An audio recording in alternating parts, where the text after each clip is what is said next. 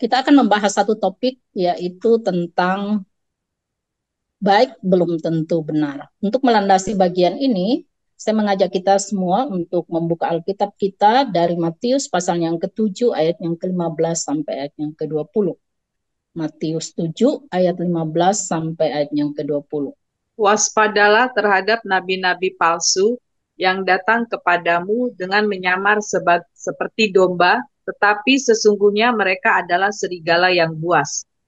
Dari buahnya lah kamu akan mengenal mereka. Dapatkah orang memetik buah anggur dari semak duri atau buah ara dari rumput duri? Demikian juga setiap pohon yang baik menghasilkan buah yang baik, tetapi pohon yang buruk menghasilkan buah yang buruk. Pohon yang baik tidak dapat menghasilkan buah yang buruk, dan pohon yang buruk tidak dapat menghasilkan buah yang baik. Setiap pohon yang tidak menghasilkan buah yang baik akan ditebang dan dibuang ke dalam api. Jadi, dari buahnya lah kamu akan mengenal mereka.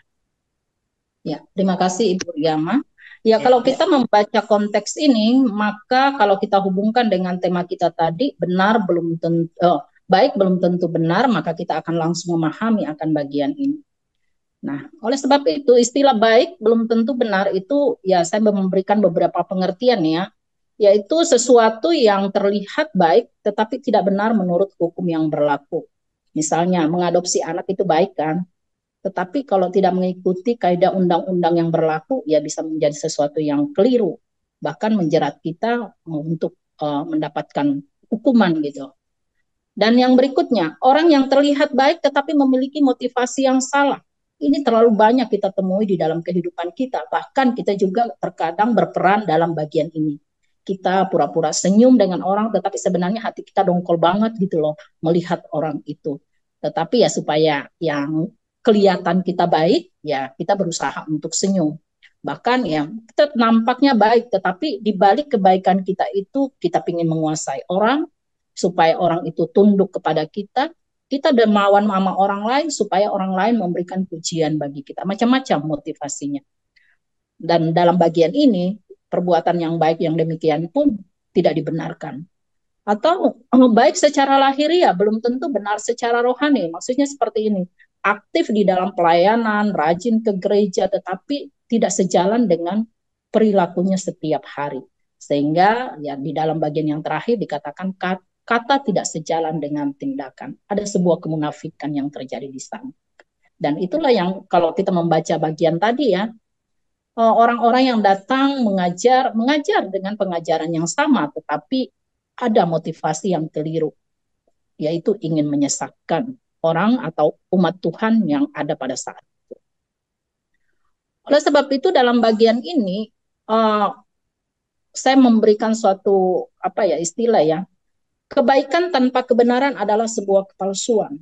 Itu bukanlah sebuah kebaikan, tetapi adalah kepalsuan. Atau kebaikan tanpa kebenaran adalah sebuah kemunafikan. Orang yang terlihat baik tetapi memiliki sebuah, ya tadi yang punya perkataan yang benar tetapi kelakuannya payah, ya itu adalah sebuah kemunafikan. Atau kebaikan tanpa kebenaran adalah sebuah kesesatan yang bisa menyesatkan. Ya, kalau kita membaca tadi bagiannya, nabi palsu itu ya secara khusus pasal yang kita bahas ini, pasal yang kelima sampai yang ketujuh, dan kali ini kita membahas adalah bagian yang pasal yang ketujuh, itu berbicara tentang khotbah Tuhan Yesus di bukit. Nah, yaitu yang pertama, di dalam poin ayat yang ke-15 sampai 20 tadi, kita melihat bahwa Yesus memperingatkan murid-muridnya supaya apa? Mereka waspada terhadap penyesat-penyesat. Ya, jelas ya dalam bagian itu Yesus mengajarkan, memperingatkan kepada murid-muridnya bahwa akan muncul para penyesat-penyesat yang akan memberitakan berita yang menyerupai dengan Injil yang selama ini kamu dengar. Tetapi sejatinya bukanlah Injil yang asli, tetapi Injil yang palsu. Ataupun ada yang memberitakan Injil, tetapi itu bukan motivasinya, tetapi keuntungan dirinya sendiri untuk memenuhi perutnya. Ya kalau kita melihat bagaimana kekristenan di zaman sekarang ini, sulit kita membedakan mana pengajaran yang benar, mana yang sesuai dengan kebenaran firman Tuhan. Kalau kita tidak benar-benar sungguh-sungguh belajar akan firman Tuhan, ya kita adalah salah satu orang yang bisa terseret dan tersesat oleh pengajaran-pengajaran orang-orang yang tidak bertanggung jawab demikian. Dan di dalam bagian ini, Tuhan Yesus memberikan suatu ilustrasi, yaitu nabi palsu. Nabi palsu diidentikan dengan serigala yang berbulu domba.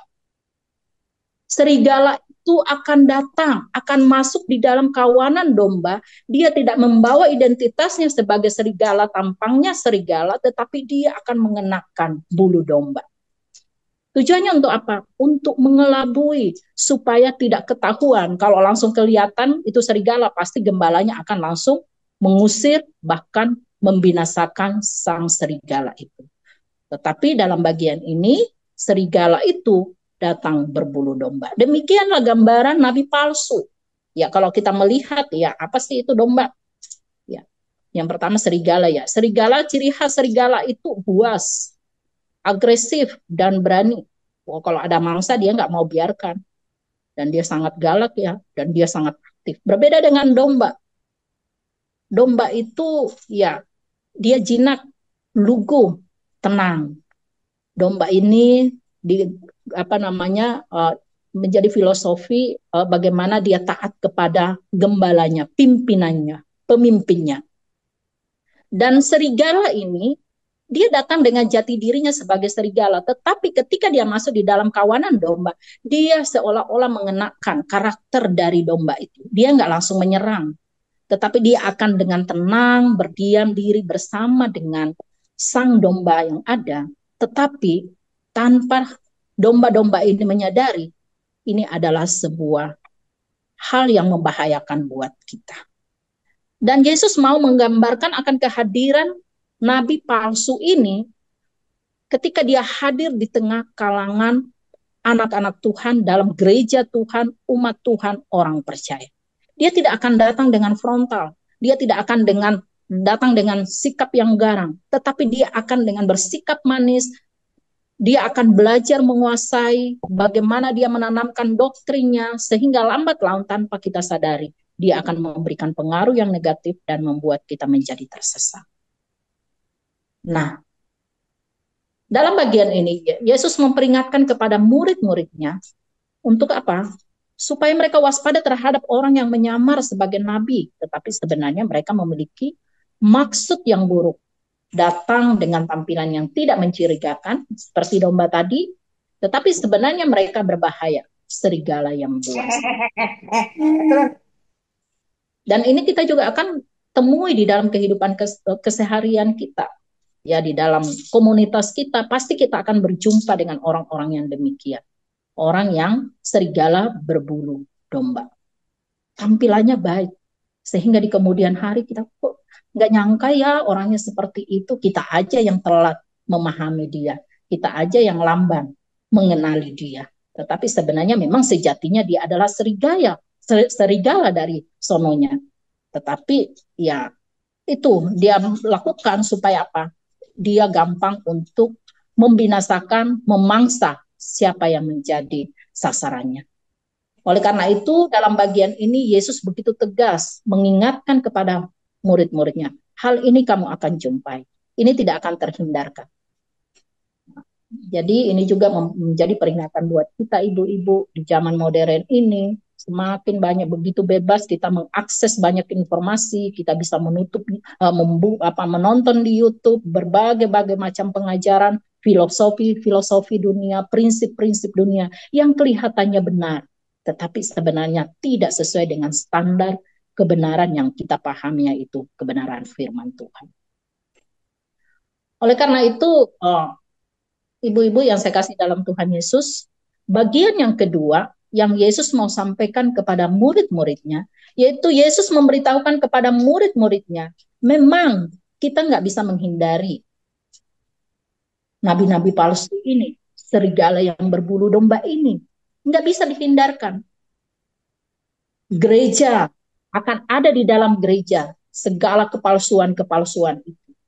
Pengajaran yang palsu, hamba Tuhan yang palsu, Umat Tuhan yang palsu, bahkan pengajaran-pengajaran yang kita temui pun bukan lagi sesuatu yang asli. Tetapi Yesus memberitahukan sesuatu yang penting kepada murid-muridnya dan kepada kita semua, bagaimana caranya agar kita dapat mengenali para penyesat tersebut, sehingga kita tidak tersesat oleh mereka. Ya, Yesus memberitahukan kepada murid-muridnya di ayatnya yang ke-16 sampai 18 dan 20 tegas ya, bahwa dari buahnya lah kamu akan mengetahui mereka. Dapatkah orang memetik buah anggur dari semak duri atau buah ara dari rumput duri? Bahkan dikatakan pohon yang baik pasti akan menghasilkan buah yang baik, ya. Pohon yang baik akan menghasilkan buah yang baik. Artinya apa? Mengajar yang benar akan menghasilkan tindakan dan ajaran yang sesuai dengan firman. Orang Kristen yang benar adalah orang Kristen yang selaras dengan firman Tuhan. Bukan yang tampilannya Kristen, bukan yang tampilannya rohani, bukan yang tampilannya aktif di dalam pelayanan, tetapi bagaimana dia bertumbuh di dalam iman percayanya kepada Tuhan. Bagaimana dia relasinya dengan sesamanya. Bagaimana dia kehidupan kesehariannya. Apakah bisa menjadi contoh atau bagaimana? Oleh karena itu, nggak mudah ibu-ibu sekalian. Untuk memahami itu, mana serigala, mana domba, ya apalagi kalau dia datangnya menyamar seperti tadi ya, sulit untuk dipahami.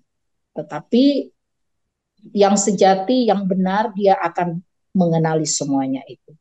Oleh karena itu, untuk bagaimana kita bisa memahaminya, ya kita melihat bagaimana sang pengajar itu selaras nggak dengan apa yang diajarkan, khususnya di dalam gereja. Terlalu banyak hamba Tuhan, mimbar yang dipakai untuk menyuarakan, mengatasnamakan, menyuarakan kebenaran. Tetapi di balik semuanya itu ada unsur agenda pribadi untuk memperkaya diri, untuk popularitas, dan lain sebagainya. Tetapi untuk menguji semuanya itu, lihatlah hidup kesehariannya, seperti apa dia. Bagaimana dia menghidupi kebenaran yang dia lakukan. Sehingga kalau kita memahami akan hal ini, kita nggak akan heran.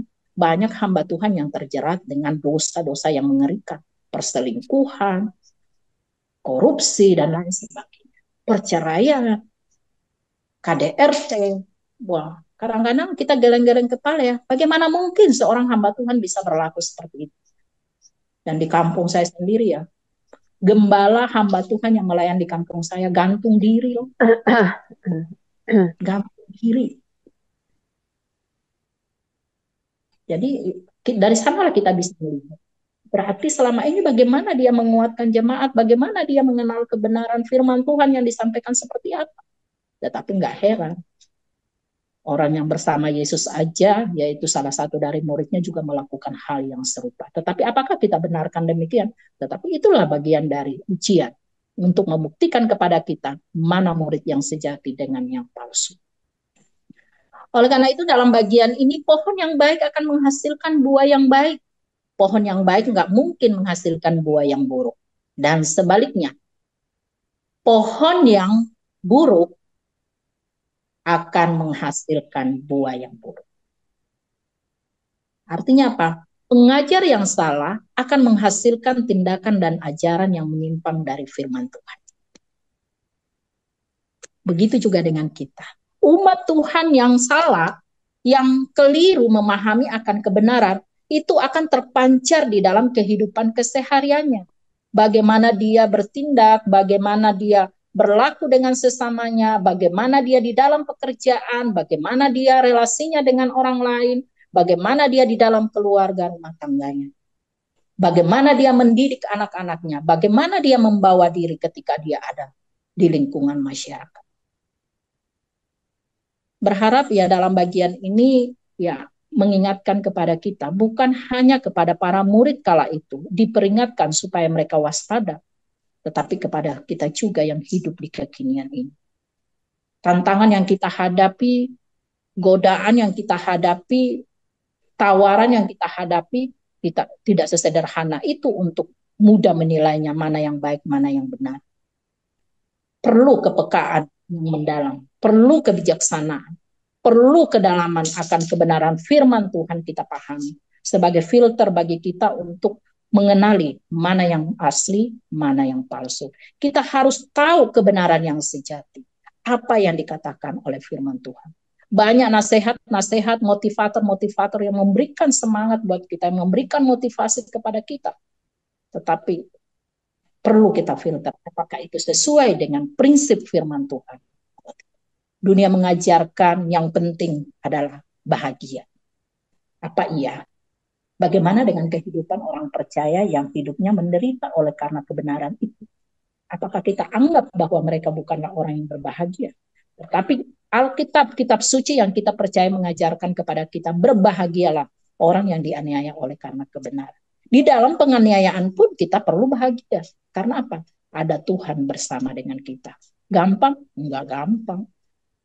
Menyampaikannya, membicarakannya gampang. Tetapi ketika kita ada di posisi itu enggak sesederhana itu, Ibu. Kita juga perlu berkumpul. Oleh karena itu ya perlu hubungan yang baik, hubungan yang intim, relasi yang dekat dengan Tuhan, sehingga kita terus dari hari ke hari kita dimurnikan oleh Tuhan dalam pola pikir kita, di dalam tingkah laku kita, di dalam seluruh aspek kehidupan kita. Sehingga hal-hal yang baik itulah akan mempengaruhi, mewarnai seluruh kehidupan kita. Sehingga kita tidak menjadi pohon yang buruk. Kalau kita terus membiarkan diri kita menjadi pribadi yang percaya, yakin bahwa output yang kita tampilkan pun juga adalah sesuatu yang buruk. Nah, dalam bagian ini, yang ketiga, apa yang Tuhan Yesus sampaikan kepada murid-muridnya, selain dia memperingatkan, mengajarkan, dia juga memberitahukan kepada murid-muridnya. Supaya apa?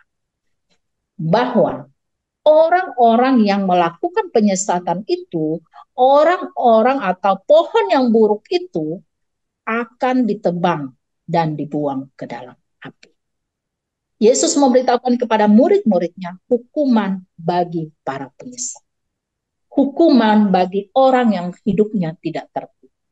Hukuman bagi orang yang hidupnya tidak sesuai dengan standar kebenaran firman Tuhan. Meskipun tampilannya baik. Tetapi kalau tidak benar menurut firman Tuhan, itu tidak memenuhi kualifikasi standar yang Tuhan mau untuk kita lakukan sebagai murid-muridnya, sebagai anak-anak. Oleh karena itu, ya, ibu-ibu yang saya kasih dalam Tuhan kita Yesus Kristus, dalam bagian ini, ya kalau nggak mau dicampakkan, kalau nggak mau dihukum dalam hukuman yang kekal, jadilah pohon yang baik. Hati-hatilah dengan setiap apa yang kita dengar, hati-hatilah dengan setiap apa yang kita lakukan. Jangan hanya kita memperhatikan tampilannya saja, tetapi motivasi di balik setiap kebaikan yang kita lakukan ya perlu diperhatikan. Ya. Menolong orang lain itu baik, memberi sedekah kepada orang miskin itu baik, apalagi pada pengemis. Tetapi kalau terus-menerus dan membuat mereka bergantung kepada kita, itu juga keliru. Mendengarkan nasihat dari orang lain yang kelihatannya baik, kelihatannya bijak, apalagi dalam hal ya anak-anak muda, anak-anak kita yang memilih pasangan hidup. Nah, yang penting kamu bahagia, senang bersama dengan dia, tanpa kita memperhatikan prinsip-prinsip yang penting, yaitu harus dengan seiman, ya itu juga enggak benar. Meskipun dia secara materi mencukupi, menjamin, menjanjikan, tetapi pada akhirnya kita akan dibuang oleh Tuhan. Apalah artinya seluruh dunia ini kita punyai, tetapi pada akhirnya Tuhan membuang kita, Tuhan membinasakan kita. Sia-sialah perjuangan kita. Oleh karena itu, saya pikir bagian ini ya memang perlu. Sekali lagi saya katakan bahwa perlu ketelitian, kepekaan tersendiri untuk memahami yang baik ini belum tentu benar. Karena tidak sesederhana itu.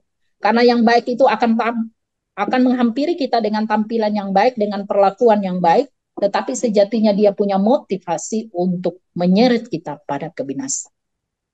Jadi dalam pergaulan kita akan menjumpai orang-orang yang demikian. dia akan berusaha berbuat baik kepada kita. Tetapi tanpa kita sadari, lama-lama kita merasa berhutang budi kepada dia. Sehingga waktu dia melakukan kesalahan pun, kita jadi kompromi. Nggak bisa berdaya. Karena apa? Sudah merasa berhutang budi. Itu juga nggak benar. Oleh karena itu, ya dalam bagian ini saya pikir sangat relevan bagi kita, ibu-ibu. Di dalam kehidupan keseharian kita, di dalam mendidik anak, di dalam menjalani kehidupan keluarga rumah tangga kita, ya dunia mengajar memberikan kepada kita hidup ini hanya sekali, karena itu nikmatilah segala kenikmatan di dunia ini. Kapan lagi? Hidup hanya sekali kok. Tetapi firman Tuhan mengajarkan kepada kita, karena hidup ini hanya sekali, lakukanlah yang terbaik untuk Tuhan. Itu berbeda sekali. Ya. Tetapi kalau kita nggak memahami, kedengarannya baik yang pertama tadi, tetapi itu minus. Oleh karena itu, ibu-ibu yang saya kasih dalam Tuhan Yesus, apa yang harus kita lakukan di dalam bagian? Ini ya tadi ya, di poin yang ketiga, bahwa ya pohon yang tidak menghasilkan buah yang baik akan ditebang dan dibuang ke dalam api. Yesus menegaskan bahwa mereka yang tidak setia pada ajaran dan hidupnya tidak sesuai dengan firman Tuhan akan mendapatkan hukuman yang kekal, yaitu dibuang ke dalam api. Karena itu, marilah hidup kita, kalau kita mengaku diri kita orang percaya, orang yang pengikut Kristus, biarlah kita sepadan dengan Kristus, pribadi Kristus itu. Hidup kita sepadan dengan Injil yang kita percaya itu. Oleh karena itu, dalam bagian ini, apa yang harus kita lakukan? Yang pertama, mari kita waspada terhadap penyesat. Penyesat ini tidak ada di luar sana, tetapi dia akan masuk di dalam komunitas kita. Dia ada di lingkungan sekitar kita. Dan Tuhan tidak langsung mencabut penyesat-penyesat itu. Tuhan membiarkan ada di tengah-tengah kita. Karena sekaligus akan memurnikan iman kita, sejauh mana kita sungguh-sungguh percaya, memegang kebenaran yang sejati. Ya, ilustrasi ya, gandum dan ilalang kan, dibiarkan tumbuh sama-sama. Waktu penuaian nanti baru dipisahkan mana lalang, mana gandum. Lalang akan dibakar, tetapi gandum akan disimpan di dalam bumi. Demikian juga dengan kehidupan. Tuhan memanggil kita sebagai orang percaya, membawa kita dari gelap kepada terang, dan dia tidak mengkhususkan kita pada lingkungan yang khusus, yang steril, yang jauh daripada kegelapan, tetapi dia kembali menempatkan kita di dalam dunia yang gelap itu, supaya kita menjadi cahaya, menjadi terang, menjadi garam, mewarnai dunia yang gelap itu. Ya, seperti filosofi di dalam Natal ya, kenapa di dalam Natal itu ada prosesi penyalaan lilin? Itu menggambarkan, lilin itu adalah menggambarkan pribadi kita orang percaya. Dan waktu prosesi penyalaan lilin, semua lampu di dalam ruangan itu dimatikan. Menggambarkan kegelapan dunia. Lilin yang dinyalakan itu menggambarkan kehadiran kita anak-anak Tuhan, memberikan terang kepada kegelapan. Itulah yang sehat. Karena itu, ya mari kita terus waspada, karena tidak mudah untuk membedakan mana yang sesat, mana yang murni, mana yang asli, mana yang murni. Dan yang kedua, yang harus kita lakukan, belajar untuk kritis dan selektif terhadap setiap pengajaran yang kita dengar.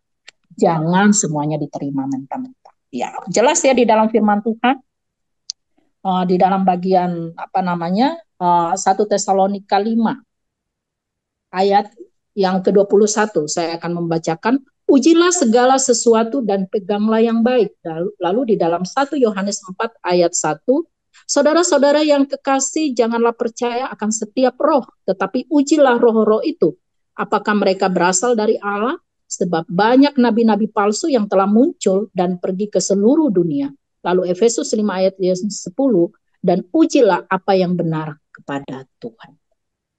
Jelas firman Tuhan mengajarkan kepada kita. Bagaimana kita supaya kita bisa membedakan mana yang benar, mana yang salah? Mari uji segala sesuatu. Jangan terlalu gampang. Wah, orang itu, pendeta itu kelihatannya luar biasa dipakai oleh Tuhan. Dia bisa melakukan banyak mujizat, menyembuhkan orang yang sakit, dipakai Tuhan luar biasa. Tetapi hati-hati. Firman Tuhan juga menegaskan di dalam bagian selanjutnya. Nyala engkau semua pembuat kejahatan. Jangan sampai kita terhitung dalam bagian.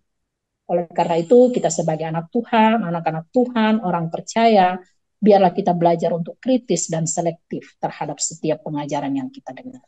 Ya termasuk apa yang saya sampaikan, benar nggak? Diuji lagi Ibu-Ibu. Dan bukan hanya pengajarannya, termasuk hidupnya. Itu sekaligus kita mengawasi satu sama lain. Benar nggak yang saya ajarkan ini saya sudah hidupi? Ini perjuangan kita sama-sama. Karena itu kita sebagai orang percaya, kita terus saling mendoakan satu sama lain supaya kita tetap setia menjalankan kebenaran yang Tuhan ajarkan kepada kita. Hidup kita selaras dengan kebenaran yang kita percaya. Dan yang terakhir, apa yang harus kita lakukan? Pastikan diri kita tidak seperti pohon yang buruk, melainkan seperti pohon yang baik. Sehingga kita bisa menghasilkan pohon yang baik. Pohon yang baik, buah apa bisa menghasilkan buah yang baik. Buah yang dimaksudkan yang baik seperti apa? Itu yang dicatat di dalam Galatia pasal 5 ayat yang ke-22 sampai yang ke-23 tentang buah roh. Yaitu kasih, sukacita, damai sejahtera, kesabaran, kemurahan, kebaikan, kesetiaan, kelemah lembutan, penguasaan diri. Itu yang seharusnya menjadi hasil dari buah yang kita punya. Buah yang kita hasilkan dari kehidupan kita sebagai orang percaya. Gampang nggak? Nggak mudah. Apalagi berbicara tentang kasih. Wadah. Mengasihi orang yang mengasihi gampang. Tetapi mengasihi orang yang menjengkelkan, tunggu dulu dong. Nggak sesederhana itu, nggak semudah itu. Tetapi Tuhan menuntut hal itu untuk kita lakukan. Sebagai bukti bahwa kita adalah pohon yang baik. Karena itu ibu-ibu yang saya kasih dalam Tuhan kita Yesus Kristus, bagian yang terakhir yang saya sampaikan, ingat bahwa tidak semua yang bersinar adalah emas. Dan tidak semua yang tampak baik itu adalah. Kita perlu bijaksana dalam membedakan. Sehingga kita tidak terjebak dan tidak tersesat. Tidak salah menilai. Tidak salah mengikuti. Kiranya lewat kebenaran firman Tuhan siang hari ini, memberikan suatu pembelajaran yang baru buat kita, mengingatkan kita, menyadarkan kita, dan kita saling mendukung dalam doa supaya kita menghidupi setiap kebenaran yang kita tahu, yang kita percaya. Tuhan Yesus memberkati. Mari kita berdoa.